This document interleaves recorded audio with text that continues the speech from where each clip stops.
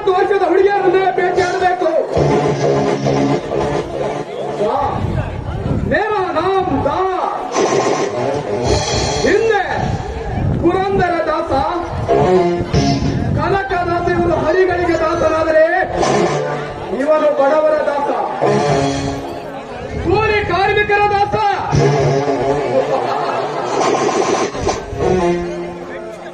ದುಡ್ಡಿದ್ದವನೇ ದೊಡ್ಡಪ್ಪ, ದುಡ್ಡಿಲ್ಲದವನು ಸುಡುಗಾಡಿಗೂ ಸಮ.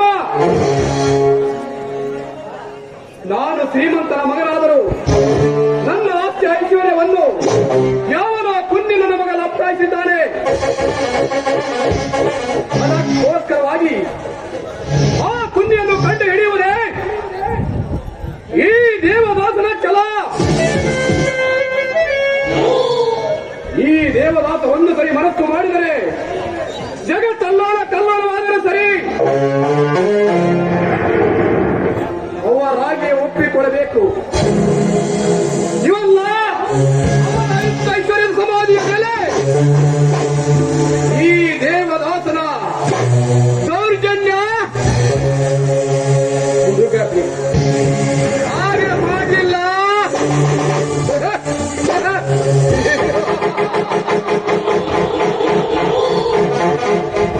ಮೇರಾ ನಾಮ ನಮಸ್ಕಾರ ದಾಸ. ನಮಸ್ಕಾರ.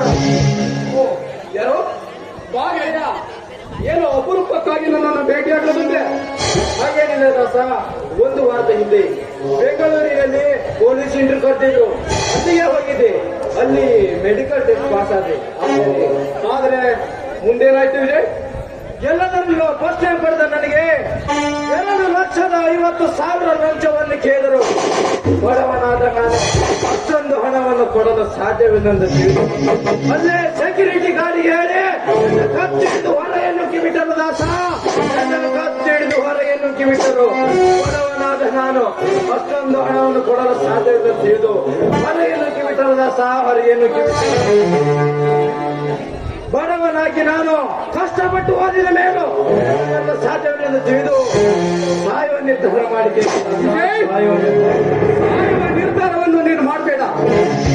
ನಿಮ್ಮಂತ ಅದೆಷ್ಟೋ ವಿದ್ಯಾರ್ಥಿಗಳು ಓದಿ ಹಣಕ್ಕೆ ಕೈ ಚಾಚಿ ತಾವು ಕಷ್ಟಪಟ್ಟು ತಮ್ಮ ಕಾಲ ಮೇಲೆ ನಿಂತುಕೊಂಡು ನೌಕರಿಗಾಗಿ ಅಲೆದಾಡ್ತಿರುವಾಗ ಯಾರಾದರೂ ಕಷ್ಟಪಟ್ಟು ನಿನ್ನನ್ನು ಹೊರ ಹಾಕಿದರೆ ಅದಕ್ಕೆ ನೀನೇನು ಬೇಜಾರು ಪಡುತ್ತೀವಿ? ನೋಡು ವಿಜಯ್, ಅದೇನೇ ಇರಲಿ, ಅದ್ಯಾವನೇ ಅಧಿಕಾರಿ ಇರಲಿ, ಅವನನ್ನ ಕಂಡು ನಾನು ನಿನ್ನ ನೌಕರಿಯನ್ನು ನಿನಗೆ ಮರಳಿ ಕೊಡ್ತಿಲ್ಲ. ನಾನು ದಾಸನೇ ಅಲ್ಲ. ಈಗಾಗಲೇ ಸಿಟಿಗಾಗಿ ದೊಡ್ಡ ದೊಡ್ಡ ಅಧಿಕಾರಿಗಳು, MLA, MP ಅವರು ಹೇಳಿಗಿಂತ ಹೆಚ್ಚು ಹಣವನ್ನು ಕೈಯಲ್ಲಿ ಹಿಡಿದು ನಿಂತಿದ್ದಾರೆ. ಹೀಗಿರುವಾಗ ಸಾಧ್ಯವಿಲ್ಲ. ಅಸಾಧ್ಯವಾದ ಮಾತನ್ನು ಕೇಳುವುದು ಈ ದೇವದಾಸನ ಜಾಯಮಾನದಲ್ಲಿಲ್ಲ. ನೋಡು, ಅವನ್ ಯಾವುದೇ MP ಇರಲಿ, MLA ಇರಲಿ, ಅವರ ಅನಕ್ಷರಸ್ಥರು. ಅವರಲ್ಲಿ ಹಣ ಇರಬಹುದು, ಅಥವಾ ಯಾರದೋ MP MLAಗಳ ಕೈಯಿಂದ ಹಣವನ್ನು ಸುರಿದು ಅವರ ಮಕ್ಕಳಿಗೆ ಲಕ್ಷಗಟ್ಟಲೆ ಹಣ ಕೊಟ್ಟು ನೌಕರಿಯನ್ನು ಪಡೆದಿರಬಹುದು. ಅದಕ್ಕಾಗಿ ನೀನೇನು ಚಿಂತಿಸಿಕೊಡಬೇಡ. ನಾನಿದ್ದೇನೆ ದೇವದಾಸ. ಹೇಗಾದ್ರೂ ಮಾಡಿ ಒಂದು ವಾರದೊಳಗೆ ನಿನಗೆ ಆರ್ಡರ್ ಕಾಪಿಯನ್ನು ನಾನು ತಂದುಕೊಡ್ಲಿಲ್ಲ. ನಮ್ಮಪ್ಪ ನಮ್ಮನೆಲ್ಲ ದೇವದಾಸ್, ನೀನು ಹೋಗಿರು. ನಾನು ಏನಾದ್ರೂ ಮಾಡಿ ನಿನ್ನ ನೌಕರಿಯನ್ನು ಮರಳಿ ಕೊಟ್ಟೆ ಕೊಡುತ್ತೇನೆ. ಆಯ್ತು ದಾಸ, ನೀನು ಅಧಿಕಾರಿಯನ್ನು ಭೇಟಿ ಮಾಡಿ ನನಗೆ ಆ ನೌಕರಿಯನ್ನು ಕೊಡಿಸಿದ್ರೆ ನೀನೇ ನನ್ನ ಭಾಗ್ಯದ ದೇವರನ್ನ ಸಿಗೋತೆ. ಆಯ್ತು, ಹೋಗ್ಬಾವಿ. ನಾನಿದ್ದೇನೆ. ಯಾವನಕ್ಕೂ ಎದೆ ಪಡಬೇಡ. ಆದಷ್ಟು ಧೈರ್ಯದಿಂದ ಇರು.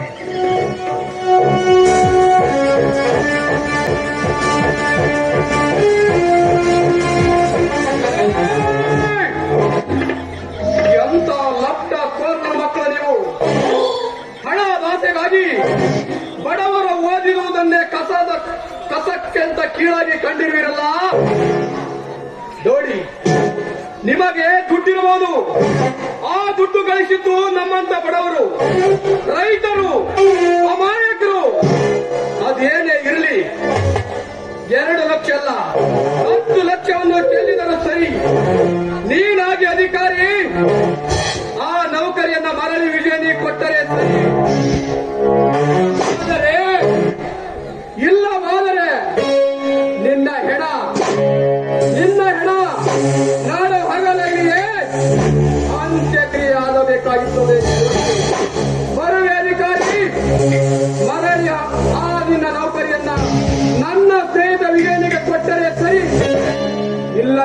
ನೀನಾಗುವೆ ಬೀದಿಧಿಕಾರಿ.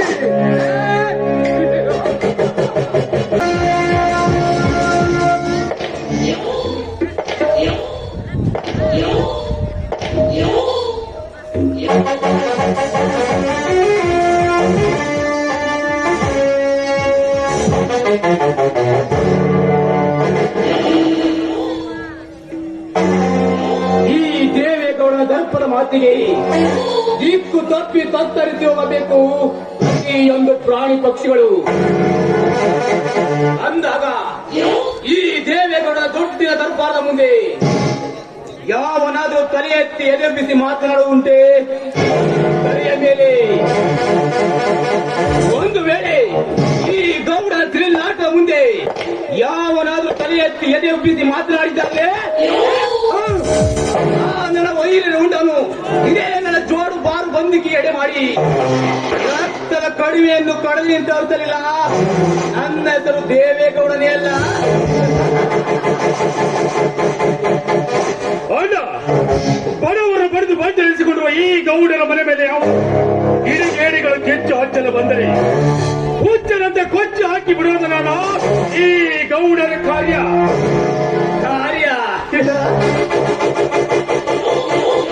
ಈ ದೈತ್ಯ ಗುಣದ ದೇವೇಗೌಡನ ಗುಣ ಈ ದರಿದ್ರ ಜನತೆಗೆ ಏನು ಗೊತ್ತು? ಈ ಗೌಡನ ಗುಲಾಮರಾಗಿ ಕಾಲಿಗೆ ಸಲಾ ಮಾಡಿತಾ ಬಿದ್ದರೆ ಪಾವನಾಗುವ ಪ್ರಾಣ ಇಲ್ಲ. ನಾನೇ ಕಿಲಾಡಿ ಎಂದು ಬಲಾಗಿ ತೋರಿಸ ಬಂದ್ರೆ ಗಪ್ಚುಪ್ಪಾಗಿ ಕೊಲಿಸಿ ಬಿಡೋಣ ಆ ಗಗನಯಾತ್ರೆಗೆ. ಅದಕ್ಕಂತೇನ ಮೊನ್ನೆ ಲಿಂಗಪ್ಪರಂತೆ ನಿಗ್ರಹಾರಿ ವೀರಪ್ಪರಂತೆ ವೀರದ ತೋರಿಸ ಬಂದ ಗಟ್ಟಿ ಬಂದರು ಹಾಡಿ ಆಗಲೇ ಕೊಲೆ ಮಾಡಿದೆ. ನರಸತ್ತ ಸಂಡೆಯಂತೆ ನೋಡ್ತಾ ನಿಂತ ಜನ ಒಬ್ರು ಬಂದು ಈ ದೇವರಾಜನು ತಡಿಲೇ ಇಲ್ಲ. ತಡೆಯುವುದು ಅಷ್ಟೇ ಅಲ್ಲ ದೇವರಾಜ್, ನಿನ್ನ ಬಗ್ಗೆ ಯಾವ ಅಧಿಕಾರಿಗಾದ್ರೂ ಸುಳುವು ಕೊಟ್ಟರೆ ಸುಳಿದಾಡದ ಕೂಡವಿಲ್ಲ ಈ ಗೌಡನ ಅಂಡರ್ನಲ್ಲಿ.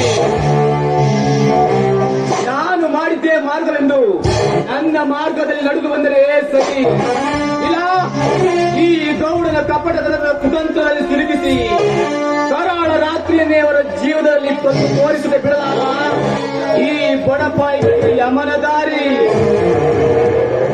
ಹೌದಡ, ಹೆದರಿಸಿದ್ರೆ ಹೆದರಿಸಲಿಲ್ಲ, ತಿರುಗಿದ್ರೆ ಓಡಿ ಹೋಗಿ ಉಳಿದಿರುವ ಈ ಸಮಾಜದಲ್ಲಿ ನಾವೇಕೆ ಸಪರಾಧವಾಗಿ ಬಾಳಬೇಕು? ಅಲ್ಲ, ನಮ್ಮನ್ನು ಎನಿಸಿದರೆ ಬಂದವರು ರಕ್ತ ಕುಡಿದು ಒಂದಾಗಿ ಬಾಳಬೇಕು ಈ ಬಲ್ಲಿಗ ಸಮಾಜದಲ್ಲಿ. Correct Raj, correct. ಅನ್ನ ಇಲ್ಲದವರಿಗೆ ಅನ್ನ ಹಾಕಿ, ದುಡ್ಡು ಇಲ್ಲದೆ ದುಡ್ಡು ಕೊಟ್ಟು ಕಷ್ಟದಲ್ಲಿದ್ದವರಿಗೆ ಕರುಣ ಚೋರಿ ಕಾಪಾಡಿಕೊಂಡು ಬಂದ ಈ ಗೌಡನ ಮನಸ್ಸಿನ ಮೇಲೆ ಯಾವುದಾದ್ರೂ ನಾಯಿ ಬಗಳಿದ್ದೆ ಆದ್ರೆ ಆ ನಾಯಿಗೆ ಮಬ್ಬು ಇಳಿಸಿ ಕಳಿಸು ಬಂದೆ ಈ ದೇವೇಗೌಡನ ಕೆಪಾಸಿಟಿ.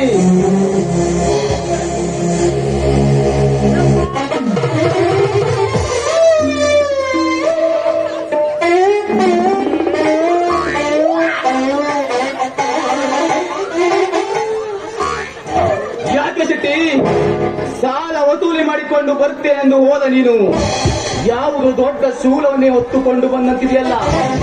ಶೂಲ ಹೊತ್ಕೊಂಡು ಅಷ್ಟ ಅಲ್ರಿ, ನೀವು ಹೇಳ್ದಂಗೆ ಬಂದೋಬಸ್ತ್ ಮಾಡಿ ಆ ಗರ್ಭದ ಮನೆ ಮುಂದೆ ನಿಂತು ನಮ್ ಸಾಲ ಕೊಡ್ತೀವ ಇಲ್ಲ ಈಗ ಅಂತ ಹೆದರಿಸಿ ಒಂದ್ ಮನೆಗೆ ಸಾಮಾನು ಒಂದೊಂದು ಹೊರಗೆ ಹಾಕಾಕ್ತಿದ್ರಿ. ಅಷ್ಟ ಹೊತ್ತಿಗೆ ಬಂದ್ ನೋಡ್ರಿ ಸಂಕ್ರಮಕ ಮಂತ್ರಿ ಶಂಕರ, ಯಾವ ಶಂಕರ? ಅವನೇ ಶಿವಣ್ಣನ ತಮ್ಮ ಸಂಕ್ರಿಯ ಮುರುಗ್ಯ. ಮಳೆ ಇಲ್ಲ, ಬೆಳೆ ಇಲ್ಲ, ರೈತರು ಸಾಲ ಕೊಡು ಅಂದ್ರೆ ಎಲ್ಲಿಂದ ಕೊಡ್ಬೇಕಂತ ಹೇಳಿ ಬೈಯಾಕ ಮಗ. ಏನು ಒಂದು ಹೊತ್ತು ತುತ್ತು ಕೂಳಿಗೆ ಗತಿ ಇಲ್ಲದೆ ಕಂಡವರ ಮರಿ ಕೂಡಿ ಮಾಡಿ ತೀರುದು ತಿನ್ನುವ ಆ ತಿರುಕನ ಮಗ ನಿನ್ನ ಮೇಲೆ ಕೈ ಮಾಡುವವನ್ನೇ. ಕೈ ಮಾಡೋದು ಅಷ್ಟ ಅಲ್ರಿ, ಇನ್ನೊಂದು ಸ್ವಲ್ಪ ಅಲ್ಲೇ ಇರ್ಬೇಕಾಗಿ ನನ್ ಕೈ ಕಾಲು ಮುಟ್ ಕಳ್ಸಿದ್ರೆ ಅವ್ನು ನೋಡಿದ್ರ ಒಂದು ಮೂನಿ ಕಂಡವ್ರು ಹೊಲ್ದಾಗ ಮರ್ಕುಲ್ ಅವ್ರ ಮೇಲೆ ಫೋನ್ ಹೆಂಗೆ ಕೆಟ್ಟಸಿ ನೋಡ್ಬಿಟ್ಟಲ್ಲ ಫೋನ್ ಕೋಡ ಗಂಡವರು ಹೊರಗಡೆ ಮೇಯ್ದುಕೊಂಡು ಕೊಪ್ಪೆಯಲ್ಲಿ ಕೂಡ ಮನೆಗೊಂದು ಸುಂದರ ನೀರನ್ನು ಕುಡಿಲೇಬೇಕು. ಅದರಂತೆ ನಮ್ಮ ಮನೆ ಅನ್ನ ಒಂದು ನಮಗೆ ಮೀನುಗಾರಿಕೆ ಮಾತಾಡಿದ ಆ ಪಟ್ಟಿನ ಮಗನ ಗುಂಟವನ್ನು ತೆಗೆದು ಬಿಡೋಣ. ಬೇಡ ದೇವರಾಜ್, ಆ ಶಿವಶಂಕರನು ಇಷ್ಟು ಬೇಗ ಸಾಯಿಸುತ್ತರವಲ್ಲ. ಏಕೆಂದರೆ ಹಿಂದೆ ಅವರ ತಂದೆ 40 ಎಕರೆ ಆಸ್ತಿಯನ್ನು ನನ್ನ ಕಬ್ಜದಲ್ಲಿ ಬಿಟ್ಟು ಸತ್ತು ಹೋಗಿದ್ದಾರೆ. ಈಗ ಆಸ್ತಿ ಕೂಡ ಆ ಶಿವನ ಹೆಸರಿನಲ್ಲದೆ.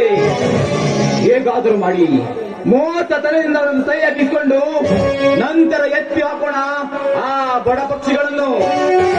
ಅಡ, ನೀನು ಒಂದು ಮಾತು ಹೂವನ್ನು ಈಗಲೂ ಹೋಗಿ ಒತ್ತು ಹೇಳ್ಕೊಂಡು ಬಂದು ಕೈ ಹಾಕ್ಸ್ಕೊತೀನಿ.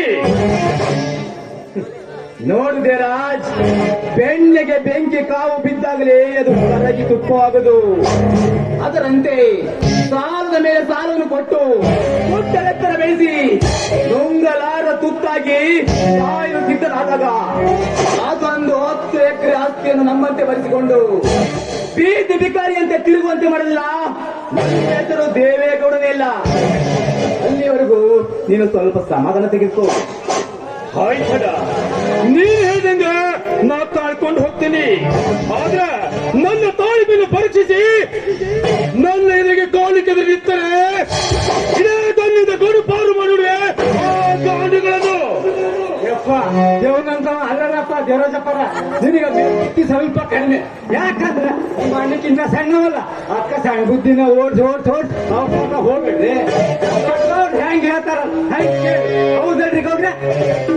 ಹೌದು ದೇವರಾಜ್, ಸೂಕ್ತ 10 ಒಳ್ಳೆಯ ಜನರ ಆಸ್ತಿ ಪತ್ರ ನಮ್ಮ ಬಳಿಗೆ ಎಂದಾಗ ಅದನ್ನು ಹೇಗೆ ಹೊಡೆದುಕೊಳ್ಳಬೇಕೆಂಬುದು ನಿನಗಿನ್ನೂ ತಿಳಿದಿಲ್ಲ.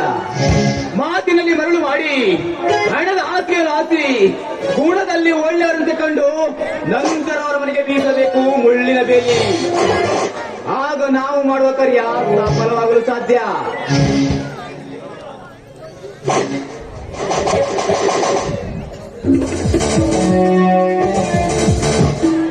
ನಡಿಬರ್ಯ ಹೋಗೋಣ. ಹಕ್ಕಿಗಳ ಹಾರಾಟ ನೋಡಿದೆ ತುಂಬಾ ದಿನವಾಯಿತು. ಅದರ ಜೊತೆ ಇವತ್ತು ಹಾಡಿ ಕುಡಿಯೋಣ.